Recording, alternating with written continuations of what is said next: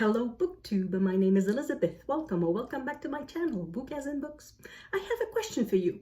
Do you love a good list of books? I love a good list. And recently I was looking for one. I was looking for a list of Italian books.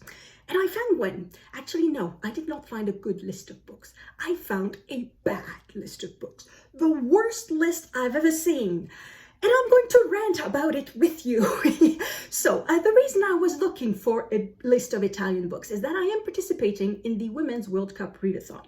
So the event is hosted by Mark from Book Time with Elvis, and he has three co-hosts, Alice from Alice and the Giant Bookshelf, Roz from Scally Dowling About the Books, and Jack the Rambling Raconteur. So if you want to sign up and you haven't signed up yet, there's still time, and I'm going to leave links in the information box below. Just contact one of the hosts and you'll be attributed a country, because that's the way it works. We are attributed a country that is participating in the Women's World Cup Readathon, and we read a book associated with that country.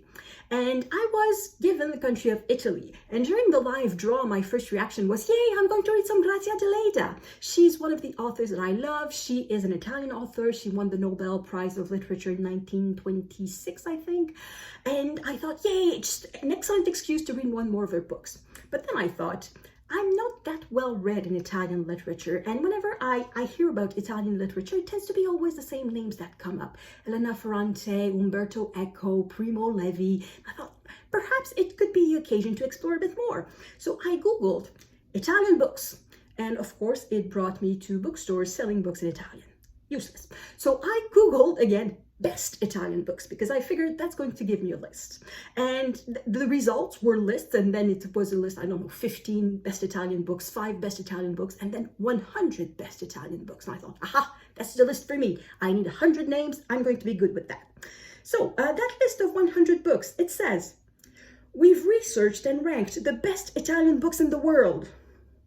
The best Italian books in Italy would have been just fine, but the world, okay. I can live with the best books in the world, best Italian books in the world, based on recommendations from world experts, sales data, of course, and millions of reader ratings. Okay, it sounds not that bad. It sounds rather well researched. So, the list. Number 1, The Prince by Machiavelli. Okay, I haven't read it, but it's a legitimate choice. The Name of the Rose by Umberto Eco. Okay, again, legitimate choice.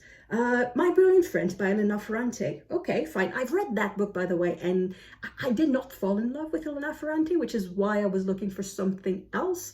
So I read the first of the Napolitan novels, and I haven't read the other 3 because, I don't know, the first one sort of did not overwhelm me.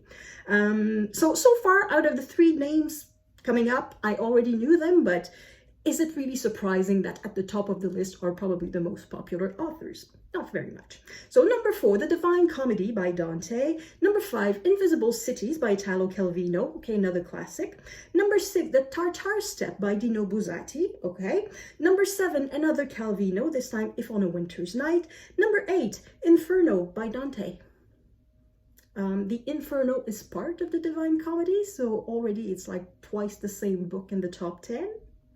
Let's continue. Number 9, The Story of a New Name by Elena Ferrante. So we're sort of stuttering Ferrante and Calvino. Number 10, The Decameron by Giovanni Boccaccio. Okay. And then Ferrante again, and Ferrante again. And then, okay, Primo Levi, If This Is a Man. But it's a name that I know again, but at least it's different than Elena Ferrante. At number 14, The Leopard by Giuseppe di Lampedusa. At 15, Foucault's Pendulum by Umberto Eco. So at number 16, The Bear in the Trees by Italo Calvino. And then at number 17, Survival in Auschwitz by Primo Levi, which again is the same book as If This Is a Man. It's just a different title in a different edition, but it's the exact same book. So in the top 17 so far, we've had perhaps, what, 8 authors? Because we've already had Ferrante 3 times, Calvino 3 times, Primo Levi twice, Umberto Eco twice, and Dante twice. So I haven't counted, but that's not that many new authors' names. So I kept going down the list, and it started really to repeat itself. Primo Levi again, Carlo Levi, this one I have read, it's Christ Taught at Eboli. So now I'm at number 21, and then the new names comes up, Alessandro Barrico with Silk. I know that, I've read that book. And then some more Italo Calvino, and then 25. And that is where my heart sank and my blood pressure came up. Hold on to your hat. At number 25 of the best Italian books in the world, Harry Potter and the Sorcerer's Stone. Yup, Harry Potter by J.K.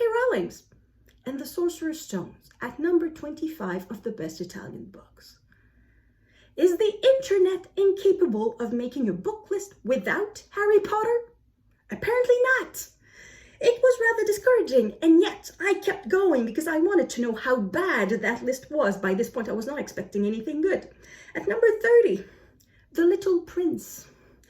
For those who don't know, The Little Prince is not a sequel to The Prince by Machiavelli. The Prince by Machiavelli, that's Italian, that's fine. The Little Prince is by Saint-Exupéry, and that's French. It has no business on a list of Italian books. And then I kept going, and there were a few good choices and many bad choices, and I'm not going to go through each of them with you. I have compiled statistics instead. So, out of 100 best Italian books, we have 15 by Italo Calvino, and I'm not promising that they are different titles, it's just the name appears 15 times in the list. And then we have 6 by Elena Ferrante, 6 by Primo Levi. Again, they're not necessarily distinct titles because we have Survival in Auschwitz, and If This Is a Man, it's the same book. And we also have 7 by the tandem of Camilleri and Sartorelli. They are the writers of a mystery series. It's Inspector Montalbane. And there are 7 of these books on the list. So to learn new names, I really haven't learned that many. In addition to Harry Potter and the Sorcerer's Stone at number 25, we also find Harry Potter and the Chamber of Secrets at number 64, and Harry Potter and the Half-Blood Prince at 72. So we have 3 Harry Potters on a list of best Italian books of all time. How stupid are the writers of that list?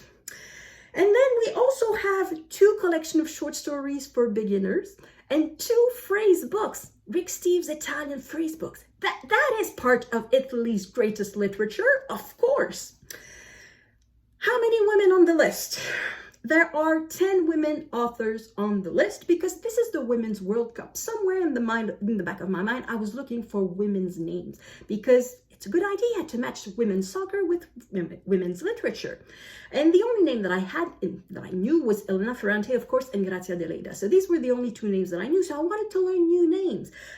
So I went through the list and I found a couple more names. There was Elsa Morante that I knew of but somehow had forgotten. And there was also Natalia Ginsburg. Despite the name, she is an Italian author. So that's 4 Italian authors, but there are 10 women on the list. 4 Italian authors, 10 women on the list. The 6 others write in English, and that includes J.K. Rowling, who writes Harry Potter. It also includes, what's the name? I wrote it down, Sonia B. Sonia spelled S-O-N-J-A. There is no J to illustrate the sound Y in Italian, so that's not an Italian name. And the book is The Salvant Brothers. It looks like a self-published paranormal romance or something like that. Not that I have anything against that sort of books, but what is it doing in the list of the best Italian books? It is set in a fictitious world. The author is not Italian and the book was not written in Italian. What is it doing there? I was looking for the book The Betrothed by Alessandro Manzoni because it is considered one of the best Italian books, one of the classics that every student has to read in Italy. So I was scrolling down the list looking for that book because if that book doesn't appear, the list is in trouble. Not that it wasn't already in trouble with J.K. Rowling, but it is. I figured, okay, let's keep scrolling. And then at number 82, I saw The Betrothed, yes, by Kira Cass. It is a romance set in a fictitious country written in English. The author is American, the country is fictitious, the language is English. What is it doing on a list of Italian books? Again, the authors of that list are completely stupid. So of the 10 women authors on the list, they account for 19 books, including the 3 by J.K. Rowling and the 6 by Elena Ferrante. The others have somewhat of a link to Italy. One, Helen Hanff, The book that was nominated is set in Italy. There was a cookbook by Marcella Hazen, that is an Italian cookbook, and she was born in Italy. And there was a book by Jhumpa Lahiri where she talks about her love of Italian language. So at least there's a little bit of a link with Italy. But the others, no, none whatsoever. What else is wrong with that list? I was also somewhat looking for winners of the Italian Nobel Prize, because if you're the creator of that list and you come out of names at number 25, you're out of names of Italian authors because Calvino comes back 15 times, where could you look for famous Italian writers? The Nobel winners. There are 6 winners of the Nobel Prize from Italy, the Nobel Prize of Literature, of course. I'm not including biology or chemistry or I don't know what, just literature. And of these 6, there's Luigi Pirandello. He appears 3 times on the list. And the other 5 appear for a grand total of 0 times. There's not a single book mentioned by Carducci, Deleda, Dario Fo, Salvatore Quasimodo, or Eugenio Montale. I had to write them down. I don't know them by heart. But there's 0 books out of the 5 other Nobel Prize winners. So that concludes my rant on the crappiest list ever. Well, no, not quite. That's my rant about the content of the list. Because of course the next question is, well, Elizabeth, who made that list? Why on earth would you trust such a list? Well, it is made by short form. What is short form? Our mission is to make sense of the world's information. It's this type of book service that pretends to summarize and extract data out of nonfiction books, and they will sell you summaries of these books. Now, based on the wonderful, extraordinary quality of the work that they've done on the list of Italian books, would you trust them to actually read the book that they pretend to summarize? It says, the goal of short form is to make it easier to access the world's best ideas. We want to show you what's critical to learn about the world, then help you understand it better than any other source. How well did they do at making you understand Italian literature based on their crappy list? It sucks. It's a very, very crappy list. So I'm not going to leave a link to the list in the description box below because it's just going to give you a heart attack. If you absolutely want to read it, just type 100 best Italian books. Chances are Google will give you right that link at the top of the selection. So that's my rant on the list. I may as well continue a little bit because when I consulted the list, I did not stop there. As I said, one name that sort of came up, sort of struck me was Elsa Morante. I thought, okay, I'm going to read something by Elsa Morante. So I went on the website of my library, which is the Ottawa Public Library, and I typed Elsa Morante. 3 relevant results showed up. 2 biographies, 1 novel. So Elsa Morante is an author important enough to have 2 biographies on the shelf, 1 in English, 1 in French by 2 different authors, but only important enough to have 1 book on the shelves. And guess what? It's borrowed until mid-July. I cannot even borrow that. So what did I do? Well, I did what only a book lover, the only thing left to a book lover, I went to the bookstore. I went to the bookstore and I thought, okay, I'm going to go check if they have any Elsa Morante. And they did. They had one big book. It had almost 1,000 pages. I think it was 890 something pages, printed so small. I thought, no, it's not going to happen. I'm not going to read that. So what did I do then? I don't know, I just browsed. So I went back to the beginning of the fiction shelves because the books are placed in alphabetical order of author. And I just went through the shelves looking for Italian names. It might not be the most efficient way because by doing that, I missed Natalia Ginsburg, and I don't think she had any books there because by that time I knew that she was Italian, so I would have noticed if she had any books there. But I was just looking for Italian names, and then I would look at the book if it said translates from Italian or not. And I tried to find something that interested me, and I found a few things, but I only bought one. I bought The Leopard. Yes, The Leopard. In French it's Le Guépard, but Gepard does not exist in English. So it's The Leopard by Giuseppe Tomasi di Lampedusa, because this is a classic, modern classic. It was written in the mid-20th century, and it's about, I believe, an ancestor of the writer. The writer was a Sicilian prince, and he writes about the aristocracy in Sicily. What is it in what is it in English? Sicilia, whatever. The little island at the football at the tip of the Italian boot. Yeah, it's. Why don't I know how to say that in English all of a sudden? I hate when it happens. Anyway, so I thought this would be a type of book that would interest me and that I would want to keep on my shelves. There's another name that I found because I was looking for women authors, and the other name that I found was Viola Ardone. She has a couple of books, 2 or 3 books. There were 2 there on the shelves, and one of them was, I checked the title in English, it is The Children's Train. And at first I thought, oh, it's something like Kinder Transport, like kids taken away during World War II for safekeeping, but no, that wasn't it. It's after World War II, in the 1950s, 60s, Italy organized sort of summer camps for poor kids, and they would take children from the poor parts of Italy, so the southern parts, Sicily, and the south of Italy in general, and they would be transported and brought into families in the north so that they could see, so that they could be so that they could see a different way of living, so that they could be, I don't know, I think the term they used was elevated by the richer culture of the North or something like that. So yeah, and it's a story about children being taken away from their family, not permanently, but still.